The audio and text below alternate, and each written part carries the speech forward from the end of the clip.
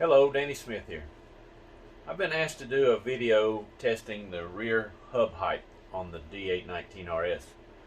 This is something I've never tested before, I've been wanting to, so finally I'm getting a chance to get around to it.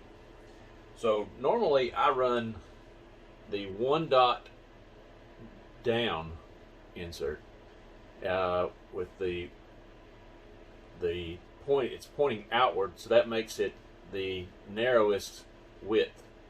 That's the way I've always ran it. I've never got around to testing anything else. So today I'm going to be doing a little testing. So all I'm really going to test is the height. The width and outboard toe will be something for later. So I wish I don't have any of the carbon hub pieces to lower and raise the camber length for adjustment, so I will be adjusting the inner camber length to compensate for the axle height movement up and down, get as close as I can. So I'm going to go, I know how it runs with this insert, so I'm going to go from one extreme to the other. I'm going to go raise the hub all the way up and lower it all the way down. So I'll be using the 2-dot insert. Down will raise the hub the maximum amount, and up will lower it the maximum amount. I'm going to do it that way, so I'm going to get like a 5-minute run on each one and see what changes I think it makes, and we'll see how it goes. Generally you would want to lower it or raise the height for bumpy tracks. I'm going to be running here at the warehouse, which is not super bumpy, so we'll see how that goes. And lowering it obviously is for higher grip tracks. And here we go. We'll test it and see how it goes, and I'll be back with you.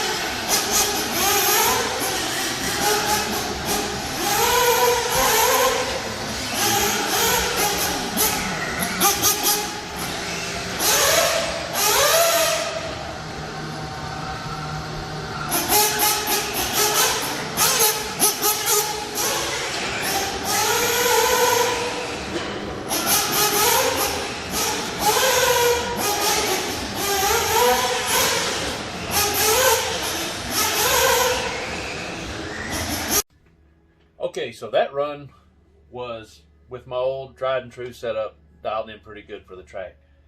It was freaking fantastic. So it's going to be a good way to judge the change that it makes with the rear hub adjustment.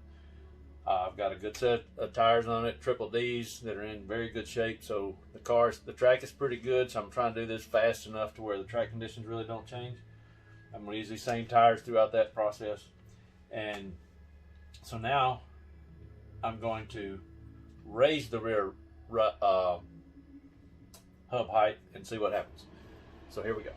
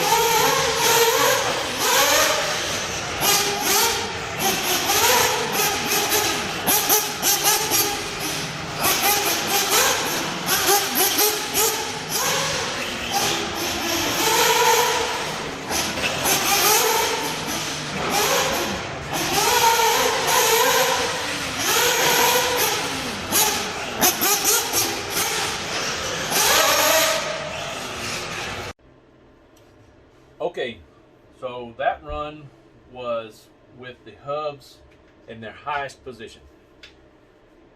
I didn't like it at all. The car did not turn, especially off power, didn't have as much turn in. So I can see why they say it would be better on a low grip track.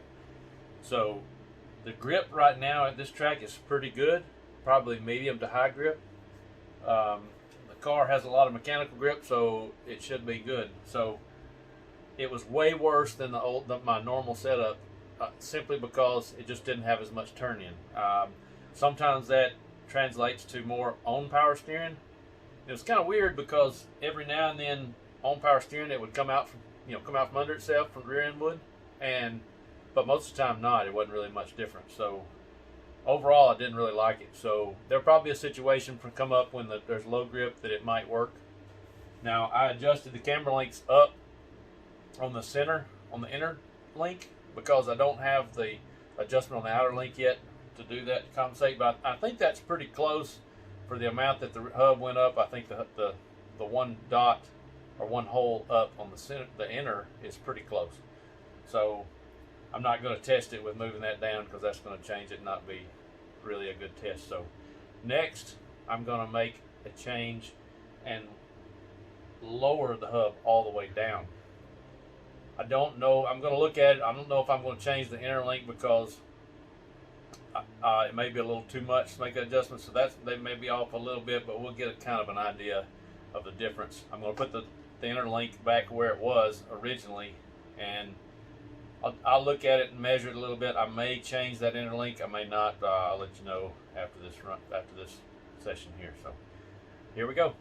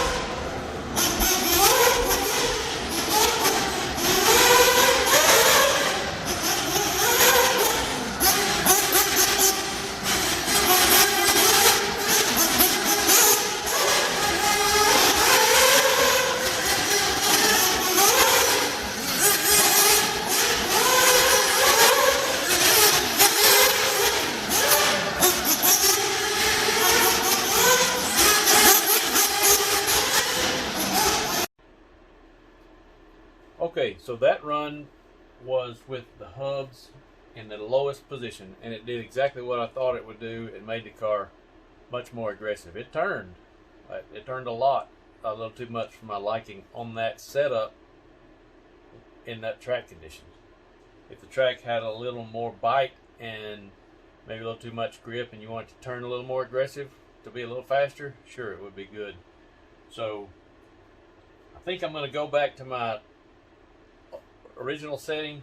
Now granted, I did choose to leave the camber link in the original location, so the outer camber link was probably a millimeter lower, which is not a super accurate comparison, but it gives you an idea of if I'd have had the outer links to put on there to adjust it with and compensate, I could have fixed that, but it is what it is.